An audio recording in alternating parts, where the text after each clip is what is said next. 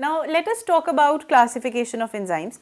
As you know, there has been thousands of enzymes which are being discovered, and later on they have been classified into different classes on the basis of their basic action that they undergo. Okay, so the action that they bring about in the substrate, the changes, the chemical changes that they bring about, on that basis we have 6 broad classifications of the enzymes. There are oxidoreductases. The name suggests that there would be oxidation as well as reduction, and the other common name is dehydrogenation process would be catalyzed by the enzymes, class of enzymes known as dehydrogenases. Then we have transferases. Then the third is hydrolysis.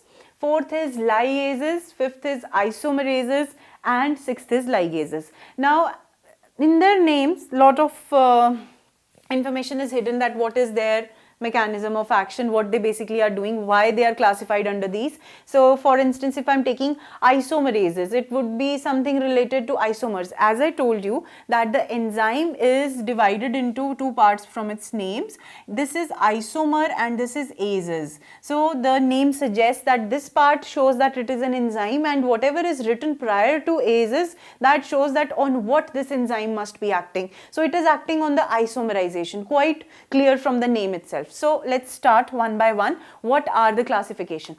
First one for consideration is the class of enzyme known as dehydrogenases. Now what are dehydrogenases? They are the enzymes where the process of oxidation as well as reduction must be taking. Okay, redox reaction if I call it. Whenever redox reaction is taking place, you know, there would be 2 substrates that would be in consideration, because one would be getting oxidized and other would be getting reduced. So considering substrate 1, supposedly it gets oxidized, and the substrate 2, it gets reduced.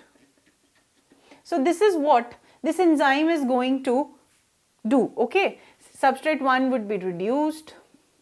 Now after that it would be reduced and 2 would be oxidized. Now, you know, when we talk about oxidation and reduction, we are basically either dealing with addition or removal of protons, or addition and removal of electrons. This is what basically this reaction deals with. Either it would be adding the protons. Okay, if it is adding the protons, that is reduction. If it is removing the protons, that is oxidation. So whosoever is getting reduced, that means the proton has been added over to here, and this one got oxidized. Over here, this one got the proton and this one got oxidized because it lost the proton. In terms of electron, we follow that simple acronym, that is oil rig. Oxidation is loss and reduction is gain. Oxidation is loss of electrons. So supposedly this has got oxidized, that means it has undergone oxidation. It would have lost the electrons and this would have gained the electrons, and the opposite in this other case. That is what these enzymes do.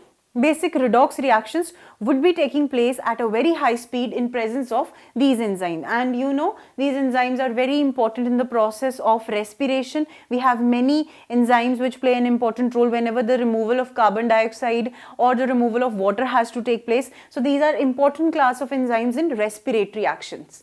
Then next is having transferases. Okay, supposedly there is a group which is non-hydrogen, of course, G group, that is attached to the substrate. So transferases would be responsible for picking this group from the substrate 1 and changing its position and joining it to the substrate number 2. Alright, this is the work of transferases. Now for example, you talk about transamination. If you remember from your knowledge of nitrogen cycle, if you haven't done it, you must know that basically transamination is the process where the amino acid group is transferred from one particular amino acid to the other one. Okay, and over here you can see this G group would be transferred from substrate 1 to the substrate 2, resulting in substrate 2 having that group and substrate 1 without that particular group. So this is the work of the enzyme transferases. Okay, next one is hydrolysis. When I talk about hydrolysis, something related to hydro, that means something related to water, and because it is not just hydroases, it is hydrolysis. So important term that you need to remember over here is that we will discuss hydrolysis over here. What is hydrolysis?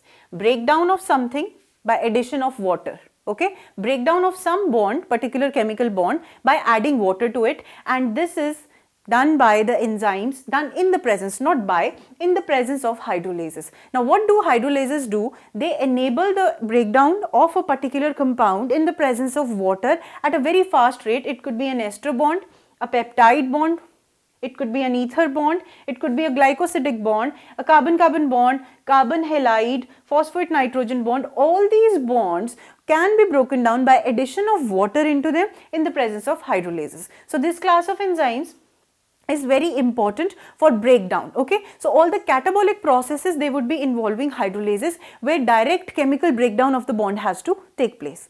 Okay, now coming to the fourth type, that is lyases. This is a typical type of class of enzymes.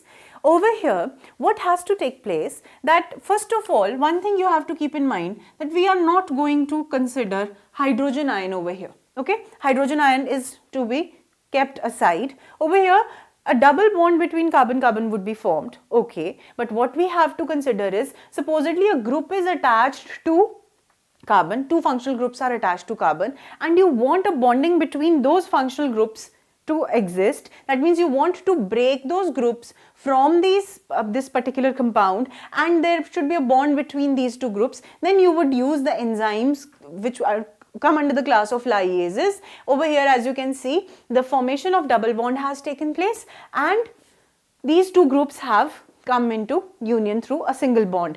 Make sure that you don't consider that H positive, that is the protons, are into being in this reaction. That is why these are lyases, and they are not considered under the class of transferases. Okay, transferases or hydrolases, if I may say, or oxidoreductases. Okay, then next is isomerases. As the name suggests, we did discuss earlier, these isomerases are responsible for any sort of interconversion that would take place between the isomers. Okay, the isomers could be optical isomers, they could be geometric isomers, or they could be positional isomers. Now recall your knowledge again from the glycolysis pathway. There was isomer fructose 6-phosphate, glucose 6-phosphate, glucose and fructose. So all such changes, all such isomeric changes which are to take place and which enable addition of some functional group easily, that is done by the process in which the enzymes under the class of isomerases would be present. Alright. Now the last one is ligases. We do talk about ligases a lot in genetics, where DNA is to be cut and then joined together. They are like molecular glue.